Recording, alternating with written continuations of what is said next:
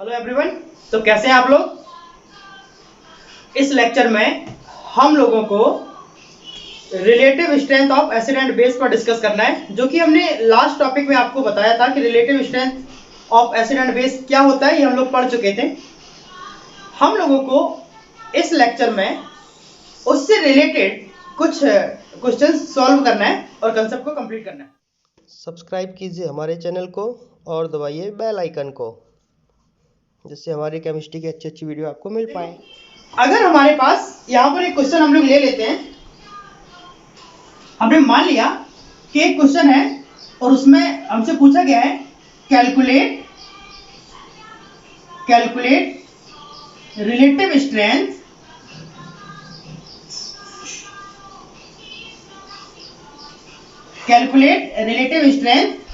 If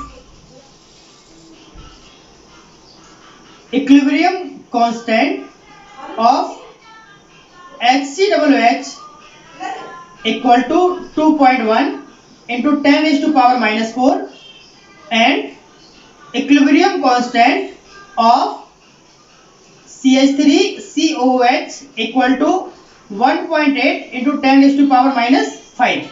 ये value दिया हुआ है और हम लोगों को रिलेटिव स्ट्रेंथ निकालना है। तो देखो,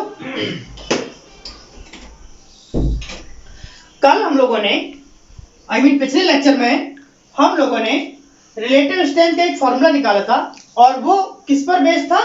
इक्विलिब्रियम कांस्टेंट पर।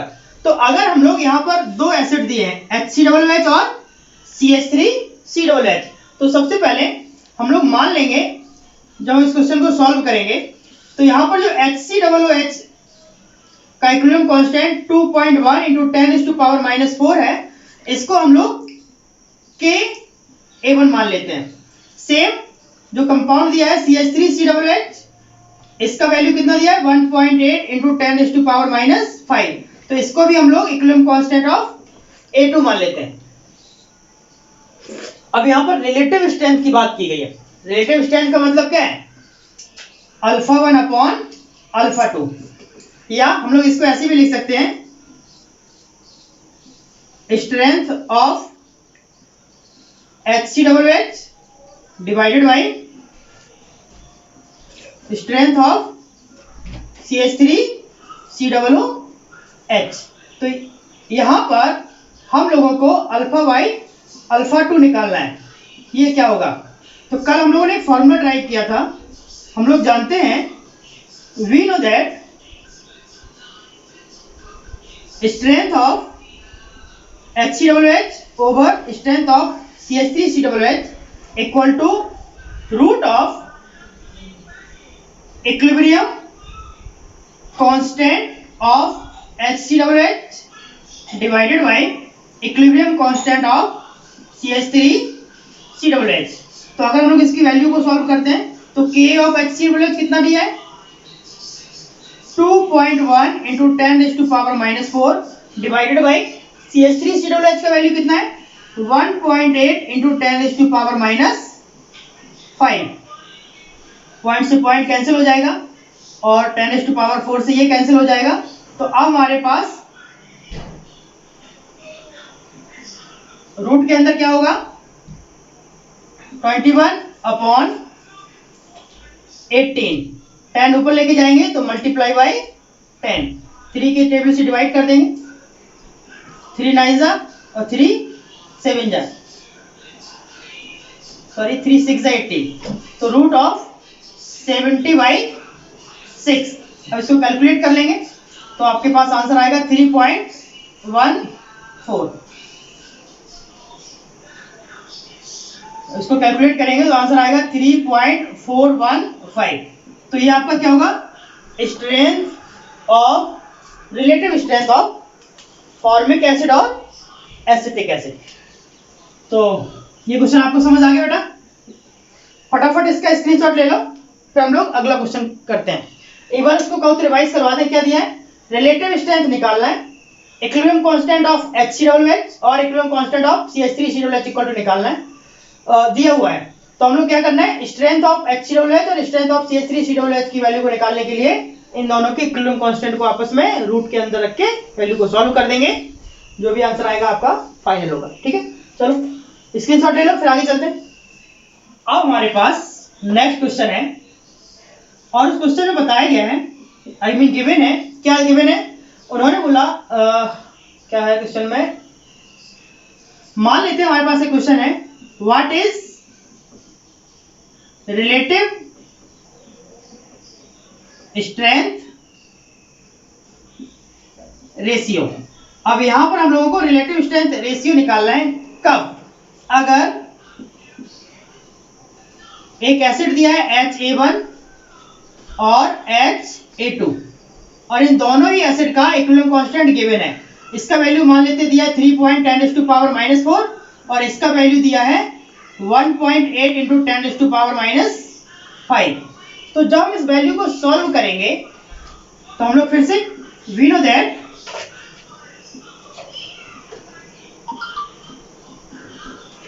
α1 upon α2 equal to root of Ka1 मतलब K of HA1 upon K of HA2। Solve करेंगे, रूट ऑफ इसका वैल्यू कितना है 3 × 10⁻⁻4 ओवर इसका वैल्यू कितना है 1.8 × 10⁻⁵। फिर से ये कैंसिल हो जाएगा, एक पॉइंट यहां से हटाएंगे तो 0 लगेगा, मीन्स रूट ऑफ 30, 10 भी ऊपर जाएगा 300 अपॉन 18। ये पॉइंट हम लोगों ने कैंसिल कर दिया। तो जब हम लोग इसको सॉल्व करेंगे तो आपका आएगा रूट ऑफ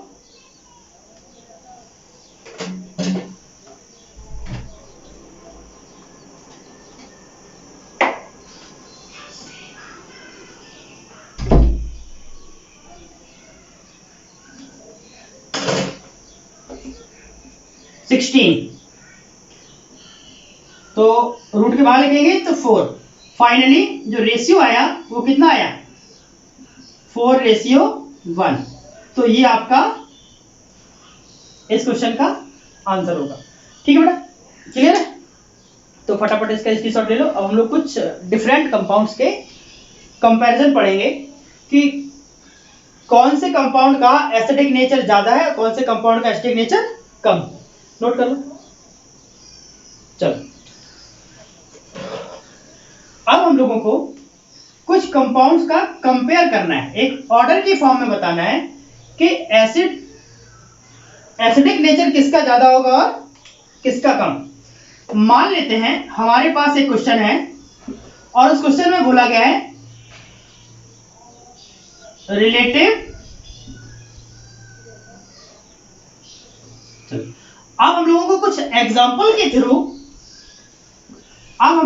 कुछ एग्जांपल की हेल्प से रिलेटिव स्ट्रेंथ के एसिड्स और बेस का कंपैरिजन पढ़ना है। देखो जरा, मान लेते हैं हम लोग क्या निकाल रहे हैं, हम लोग निकाल रहे हैं relative strength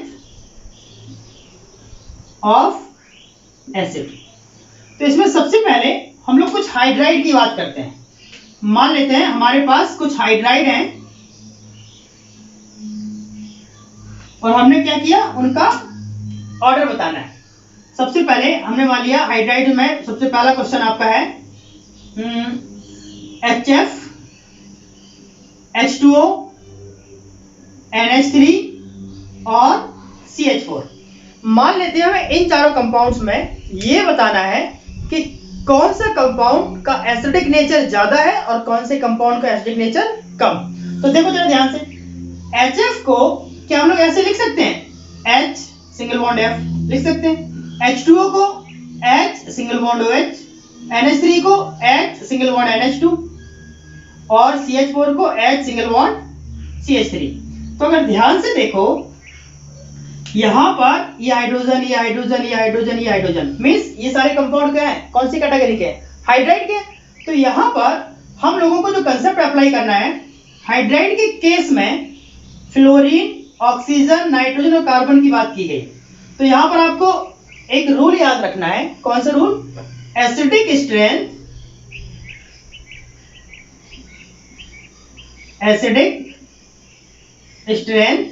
is directly proportional to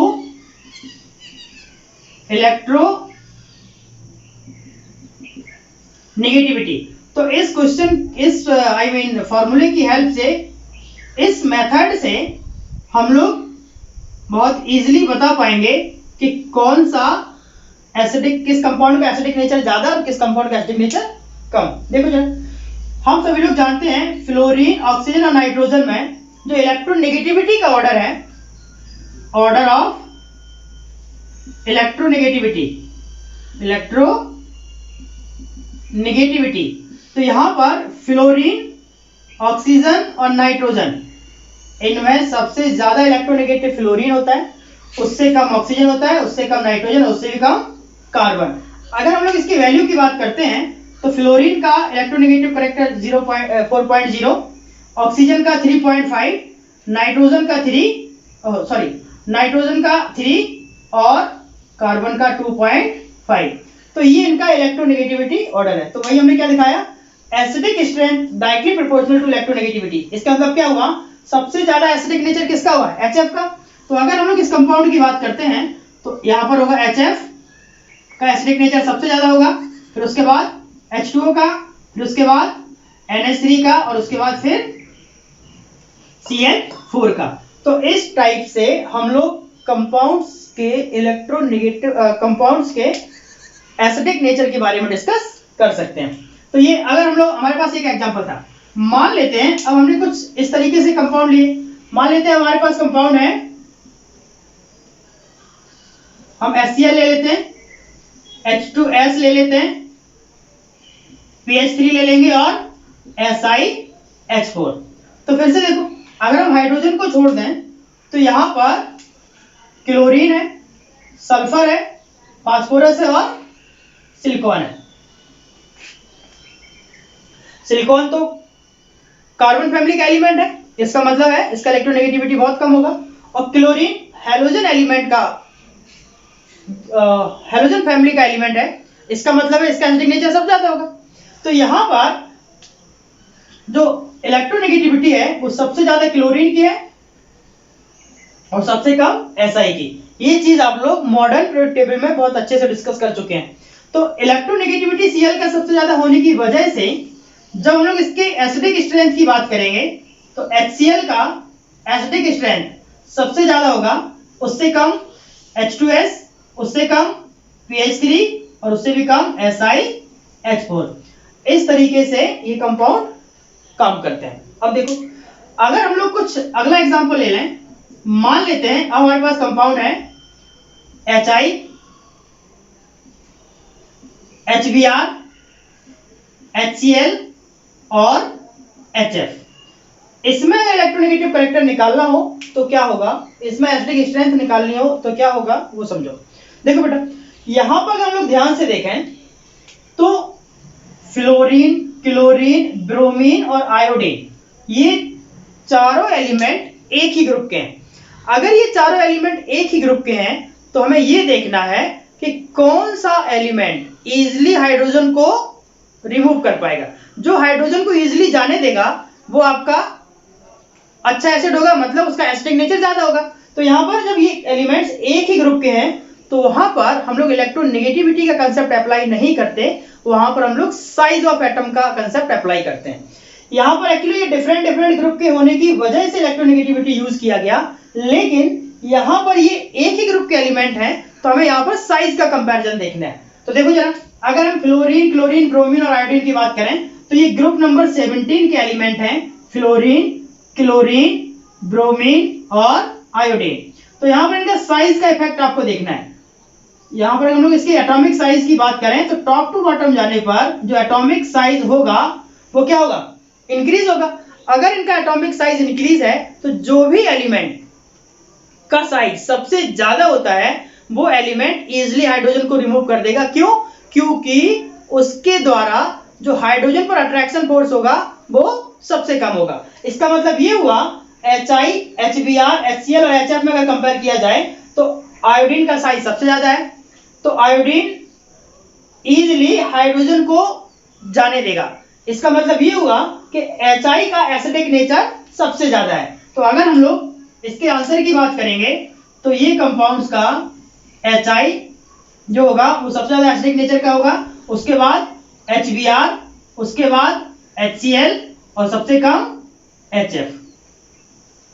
तो यहां पर आप कंफ्यूज नहीं हो जाना, मैं यहां पर स्टार बना दे रहा है, ये वाला HF और ये वाला HF दोनों को कंपेयर करने का तरीका डिफरेंट है। यहाँ पर एक्चुअली सेम ग्रुप के एलिमेंट होने की वजह से हमने साइज का कंसेप्ट अप्लाई किया, और यहाँ पर डिफरेंट ग्रुप के बीच के एलिमेंट है जबकि उनका पीरियड सेम है। इस बात को ध्यान में रखते हुए यहाँ पर इलेक्ट्रोनेगेटिविटी का कंसेप्ट अप्लाई हुआ। तो फटाफट आप लोग इसका स्क्रीनशॉट ले लो, फिर हम लोग आगे चलते हैं।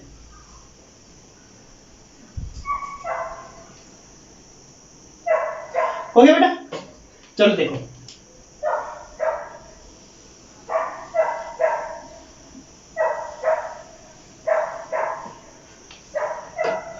अब हम लोग कुछ ऑक्सो एसिड ले लेते हैं। अभी हम लोगों ने हाइड्राइड कंपाउंड लिए थे, अब हम लोग ऑक्सो एसिड की बात करते हैं। ऑक्सो एसिड मान लेते हैं, ऑक्सो एसिड में सबसे पहले हमारे पास ग्रुप है HOCl का, HClO2 का, HClO3 का और HClO4 का। ये सारे कंपाउंड्स हैं। तो हमने ये आपको एसिडिक स्ट्रेंथ निकालने का तरीका एक बार और बताया है, ब्रोंस्टेड-लॉरी कंसेप्ट में भी ये एग्जांपल हमने दिया था, और यहाँ पर बताया था कि जिस किसी भी सेंट्रल एटम का, देखो यहाँ पर सेंट्रल एटम सबके कैसे हैं, सेम है। तो जिस किसी भी कंपाउंड्स में हम लोग कंपेयर करते हैं और वहां पर सेंट्रल एटम सेम है, तो वहां पर हम लोग ऑक्सीडेशन नंबर का कंसेप्ट अप्लाई करते हैं। और जब हम लोग ऑक्सीडेशन नंबर का कंसेप्ट अप्लाई करेंगे तो वहां पर ये बताया गया है कि जिसका, ध्यान समझना, जिसका ऑक्सीडेशन नंबर ज्यादा होगा उसका एसिडिक स्ट्रेंथ भी ज्यादा होगा। तो अगर हम लोग HClO4 की बात करते हैं तो HCl4 का जो ऑक्सीडेशन नंबर होगा +7 होगा, यहाँ पर +5 होगा, इसका ऑक्सीडेशन नंबर +3 होगा और इसका ऑक्सीडेशन नंबर +1 होगा। तो अगर हम लोग इसके एसिडिक नेचर की बात करते हैं तो HOCl का एसिडिक स्ट्रेंथ सबसे कम होगा, उसके बाद HClO2, उसके बाद HClO3 और सबसे ज्यादा होगा HClO4। तो ये कंसेप्ट भी आपका ऑक्सीडेशन नंबर के ऊपर डिपेंडेबल है। नेक्स्ट, अगर ऑक्सीडेशन नंबर निकालना नहीं आता तो हम एक एलिमेंट का निकाल देते हैं। मान लेते हैं हमारे पास एक कंपाउंड है HClO4 और हमें इसका ऑक्सीडेशन नंबर निकालना है। तो हमने क्या किया, इसका ऑक्सीडेशन नंबर X मान लिया, बाकी लिख लेंगे सबका sum of the oxidation number. तो यहाँ हाइड्रोजन में क्या है, लिखेंगे oxidation number of hydrogen plus अगला एलिमेंट क्या है, क्लोरीन, तो लिखेंगे oxidation number of chlorine plus 4 into oxygen की एक्चुअली 4 एटम है, 4 into oxidation number of oxygen equal to 0। तो हाइड्रोजन का ऑक्सीडेशन नंबर तो +1 होता है, क्लोरीन का X प्लस 4 इंटू ऑक्सीजन का -2 equal to 0, 1 plus X minus 8 equal to 0, X minus 7 equal to 0, तो X इक्वल टू प्लस का 7। तो जैसे यहाँ पर HClO4 का ऑक्सीडेशन, HClO4 में Cl का ऑक्सीडेशन नंबर +7 आया, वैसे ही HClO3 में 3 आएगा, HClO3 में 5 आएगा, HClO2 में 3 आएगा और HOCl में 1 आएगा। तो यहाँ पर आप लोग ये वाला कंसेप्ट भी अप्लाई कर सकते हैं और समझ सकते हैं। चलो अब हमारे पास एक क्वेश्चन और है, ठीक है बेटा। मान लेते हैं अब हमारे पास जो कंपाउंड लिए गए, हमसे पूछा गया HOI, HOBr, HOI, HOBr और HOCl का कंपेयर करना है, ठीक है। तो जब हम इस कंपाउंड को देखेंगे, देखो HO और HO ये तो कॉमन हो गया, तो डिफरेंट क्या है, I, Br और Cl। जब यहाँ पर I, Br और Cl है तो यहाँ पर हम लोग डिस्कस कर सकते हैं किसका, इलेक्ट्रोनेगेटिविटी का। तो अगर हम लोग इलेक्ट्रोनेगेटिविटी की बात करते हैं, टॉप टू बॉटम जाने पर इलेक्ट्रोनेगेटिविटी क्या होगा, घटेगा। तो यहां पर जो एसिडिक स्ट्रेंथ है, एसिडिक स्ट्रेंथ वो डायरेक्टली प्रोपोर्शनल होगा इलेक्ट्रोनेगेटिविटी के। तो Cl का इलेक्ट्रोनेगेटिविटी सबसे ज्यादा होता है, तो इस बेस पर सबसे ज्यादा Cl, सबसे उससे कम Br, उससे कम I। तो इसका आंसर क्या बनेगा, जो HOI होगा इसका इलेक्ट्रोनेगेटिविटी सबसे कम है, मतलब इसका एसिडिक स्ट्रेंथ भी कम है। तो HOI, फिर HOBr, फिर HOCl। इस टाइप से हम लोग डिस्कशन कर सकते हैं। उम्मीद है समझ आ गया होगा। तो एक एग्जांपल और कर लेते हैं, ठीक है बेटा। मान लेते हैं अब हमारे पास कंपाउंड का ग्रुप है HiO4, एक ये ले लिया हमने। Next HBrO4, next HClO4। अब यहां पर देखो, यहां पर सब कुछ फिर से कॉमन है, बस आयोडीन, Br और Cl है। तो यहां पर भी अगर हम लोग देखें इलेक्ट्रोनेगेटिविटी किसका ज्यादा है, Cl का, तो सबसे कम आयोडीन का। तो इसका आंसर क्या बनेगा, HiO4 is less than HBrO4 और फिर HClO4। तो ये आपके एसिडिक स्ट्रेंथ से रिलेटेड कुछ क्वेश्चंस थे, अभी हम लोग और करेंगे। लेकिन एक चीज समझ लो, कंपटीशन लेवल पर ये क्वेश्चन बहुत इंपॉर्टेंट है और यहां से एक या दो क्वेश्चन तो आने ही आने हैं, कोई टाल नहीं सकता, ठीक है। तो फिलहाल इसको आप लोग नोट कर लें, फिर हम लोग आगे चलते हैं।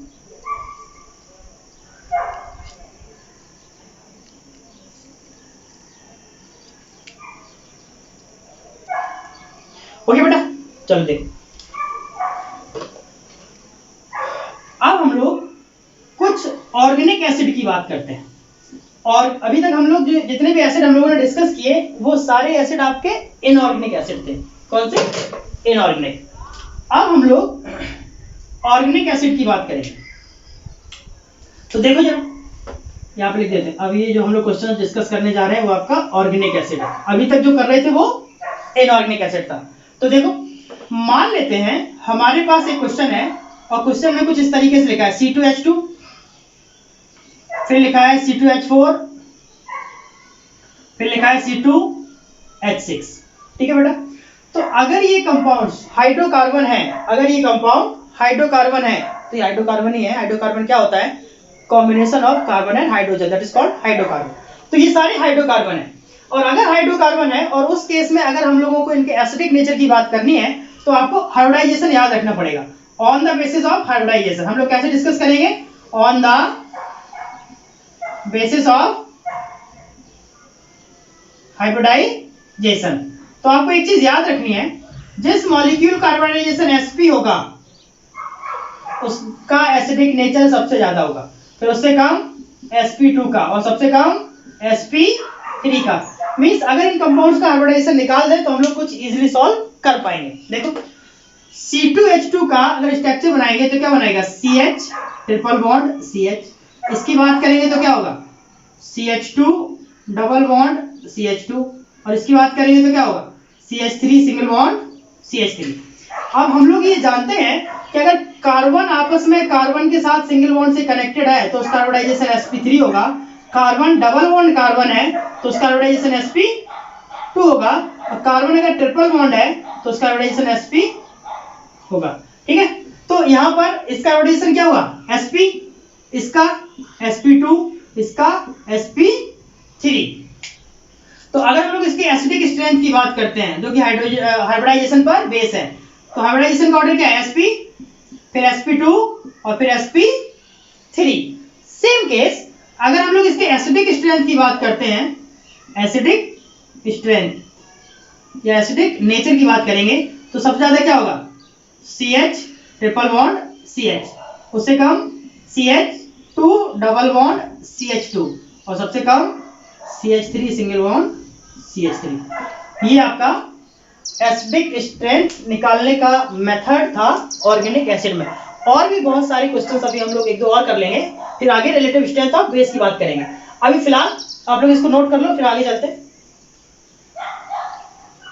हो गया, चलो बेटा।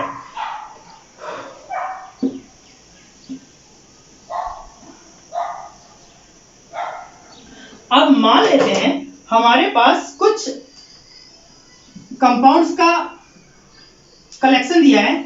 मान लेते हैं हमारे पास एक ग्रुप है, कार्बोक्सिलिक एसिड की बात करते हैं। मान लिया हमारे पास कंपाउंड है HCOOH, फिर हमने ले लिया CH3COOH, फिर हमने ले लिया C2H5COOH। और इन तीनों कंपाउंड्स में हम लोगों को यह बताना है कि कौन सा एसिड स्ट्रॉन्ग है। तो एक चीज समझ लो, जो एसिड इजिली हाइड्रोजन को रिमूव कर देता है वो आपका स्ट्रॉन्ग एसिड माना जाता है। तो यहां पर अगर हम लोग HCOOH की बात करते हैं, HCOOH, फिर CH3COOH की बात करेंगे, फिर C2H5COOH की बात करते हैं। तो एक्चुअली होता क्या है, हमें ये हाइड्रोजन रिमूव कराना है। तो अगर ध्यान से देखें, यहां पर ग्रुप कुछ इस तरीके से H single bond C double bond O H, CH3 single bond C double bond O H, C2H5 single bond C double bond O H। ठीक है, तो ये H, ये CH3, ये C2H5, ये इंडक्टिव इफेक्ट को शो करते हैं। यहां पर हमारे पास जो कंसेप्ट अप्लाई होगा वो होगा पॉजिटिव इंडक्टिव इफेक्ट का। ठीक है बेटा, तो पॉजिटिव इंडक्टिव इफेक्ट की अगर हम लोग बात करते हैं तो यहां पर जो कंसेप्ट लगने वाला है वो पॉजिटिव इंडक्टिव इफेक्ट है। आपको ये कैसे याद रखना है कि किसका हाइड्रोजन इजिली रिमूव होगा। तो एक चीज समझ लो, जैसे जैसे कार्बन ग्रुप बढ़ता चला जाता है, इलेक्ट्रॉनों को डोनेट करने की कैपेसिटी भी बढ़ती चली जाती है। तो एक्चुअली होता क्या है, ये C2H5 अपने इलेक्ट्रॉनों को ट्रांसफर करेगा, इलेक्ट्रॉन डोनेट करेगा और यहाँ पर नेगेटिव चार्ज बढ़ाएगा। CH3 भी अपने इलेक्ट्रॉन डोनेट करेगा, यहाँ पर भी नेगेटिव चार्ज बढ़ाएगा, और ये हाइड्रोजन भी यहाँ पर इलेक्ट्रॉन देगा तो अपने इलेक्ट्रॉन चार्ज को बढ़ाएगा। अब सबसे कम इलेक्ट्रॉनों का इफेक्ट कहाँ बढ़ रहा है ये आपको देखना है। सबसे कम कहाँ बढ़ रहा है, यहाँ पर एक हाइड्रोजन है, केवल एक हाइड्रोजन बढ़ा पाएगा, यहाँ पर एक कार्बन बढ़ा पाएगा, लेकिन यहाँ पर दो कार्बन बढ़ा पा रहे हैं। तो जैसे जैसे कार्बन बढ़ता है, बेसिकली कार्बन क्या होता है, जब जो भी आपके CH3 ग्रुप होते हैं, एल्काइल ग्रुप होते हैं, वो पॉजिटिव इंडक्टिव इफेक्ट को शो करते हैं और ये सारे इलेक्ट्रॉनों को डोनेट करने की कैपेसिटी रखते हैं। और जैसे जैसे इलेक्ट्रॉनों को डोनेट करेंगे वैसे वैसे चार्ज बढ़ेगा, नेगेटिव चार्ज बढ़ेगा, और अगर नेगेटिव चार्ज बढ़ेगा तो वो हाइड्रोजन को और टाइटली पैक करके रखेगा, उसको इजीली जाने नहीं देगा, तो फिर वो आपका स्ट्रॉन्ग एसिड नहीं हो पाएगा। तो सबसे कम चार्ज किधर है, सबसे कम चार्ज इधर है और सबसे ज्यादा चार्ज इधर है, देखो ध्यान से, है ना। तो उस केस में जो HCOOH होगा ये आपका इजिली हाइड्रोजन को रिमूव कर देगा और ये आपका सबसे देर में कर पाएगा। इसका मतलब ये हुआ HCOOH एक स्ट्रॉन्ग एसिड है, उससे कम CH3COOH और सबसे कम C2H5COOH। या तो हम लोग इसको इस तरीके से डिस्कस कर लेते हैं, या फिर आप लोग देख लो कि पॉजिटिव इंडक्टिव इफेक्ट का अगर एप्लीकेशन याद है तो हम लोग उसके अकॉर्डिंग इसको डिस्कस कर सकते हैं। ठीक है, चलो, तो ये तो हो गई एसिटिक एसिड और फॉर्मिक एसिड और प्रोपेनोइक एसिड के बीच की बात। अब मान लेते हैं हमारे पास नेगेटिव इंडक्टिव इफेक्ट का कुछ ग्रुप है। मान लिया हमारे पास कंपाउंड है CCl3COOH, फिर हमारे पास कंपाउंड है CHCl2COOH, फिर हमारे पास कंपाउंड है CH2ClCOOH, और फिर हमारे पास कंपाउंड है CH3COOH। ठीक है बेटा, तो एक चीज समझ लो कि जब कोई भी एल्काइल ग्रुप होता है वो एल्काइल ग्रुप इलेक्ट्रॉनों को देता है, और जब वो इलेक्ट्रॉनों को देगा तो नेगेटिव चार्ज बढ़ता चला जाएगा ऑक्सीजन पर और हाइड्रोजन को उतना ही टाइटली पैक रखेगा, अट्रैक्शन फोर्स बढ़ाएगा, तो हाइड्रोजन इजीली रिमूव नहीं कर पाएगा। और अगर हाइड्रोजन इजीली रिमूव नहीं कर पाएगा तो फिर आपका स्ट्रॉन्ग एसिड नहीं होगा, बिकॉज स्ट्रॉन्ग एसिड वो एसिड होते हैं जो इजीली हाइड्रोजन को रिमूव कर पाए। अब ये कंसेप्ट में Cl जोड़ा गया है। क्या जोड़ा गया है, देखो Cl, और Cl क्या करता है, Cl इसमें तो है ही नहीं, Cl क्या करता है, Cl इलेक्ट्रॉनों को देता नहीं है बल्कि लेता है ना। और अगर वो इलेक्ट्रॉन लेगा तो जो ऑक्सीजन पर प्रेजेंस चार्ज होगा उसकी वैल्यू क्या होगी, कम होगी या ज्यादा। बेसिकली क्या है, Cl इधर जुड़ा है, Cl इधर है और ऑक्सीजन इधर है, तो इलेक्ट्रॉनों को ऐसे खींचेगा, जब खींचेगा तो उस पर जो चार्ज प्रेजेंट होगा उसकी वैल्यू धीमे धीमे क्या होगी, कम होगी, और अगर उसकी वैल्यू कम होगी तो हाइड्रोजन पर लगने वाला अट्रैक्शन फोर्स भी क्या हो जाएगा, कम हो जाएगा, तो हाइड्रोजन इजीली रिमूव हो जाएगा। मींस आपको ये देखना है कि किसके पास Cl ज्यादा है, जिसके पास Cl ज्यादा होंगे वो उतना ही जल्दी इलेक्ट्रॉनों को अपने साइड खींचेगा। मींस यहाँ पर अगर हम लोग ऑर्गेनिक केमिस्ट्री के एप्लीकेशन की बात करते हैं तो यहाँ पर नेगेटिव इंडक्टिव इफेक्ट का एप्लीकेशन काम करता है, नेगेटिव इंडक्टिव इफेक्ट। और यहाँ पर सबसे ज्यादा Cl इधर है, सबसे ज्यादा Cl यहाँ होने का मतलब ये है कि सबसे कम चार्ज इसी के पास है, उसके बाद एक Cl इस पर कम हो गया, मतलब इस पर थोड़ा सा चार्ज बढ़ जाएगा, इसके ऊपर और बढ़ जाएगा और इसके ऊपर तो और भी ज्यादा है। तो इस केस में सबसे कम चार्ज किसका है, इसका है। अगर सबसे कम चार्ज इसका है तो सबसे इजीली हाइड्रोजन इधर से ही निकलेगा, बिकॉज ये इसके साथ हाइड्रोजन के साथ अट्रैक्शन फोर्स को कम शो करेगा, जबकि ये बहुत ज्यादा शो करेगा। तो इसका ऑर्डर क्या होगा? इसका ऑर्डर होगा CCl3COH। सबसे अच्छा एसिड होगा CHCl2COOH, CH2Cl COOH, CH3COOH। ठीक है बेटा, ये प्लस माइनस इंडक्टिव इफेक्ट क्या होंगे ये हम लोग एप्लीकेशन ऑर्गेनिक केमिस्ट्री में फिर से पढ़ेंगे। यहाँ तो बस हम लोग क्वेश्चन सॉल्व कर रहे हैं। अगर आपको इफेक्ट आता है तो वेल एंड गुड, अगर नहीं आता तो फिर आप ये इलेक्ट्रॉनों का मूवमेंट देख लीजिए, कहाँ कम है कहाँ ज्यादा है, उस हिसाब से हम लोग क्वेश्चन को सॉल्व कर सकते हैं। फिलहाल इसको नोट कर लो, फिर हम लोग आगे कुछ क्वेश्चन और सॉल्व करेंगे।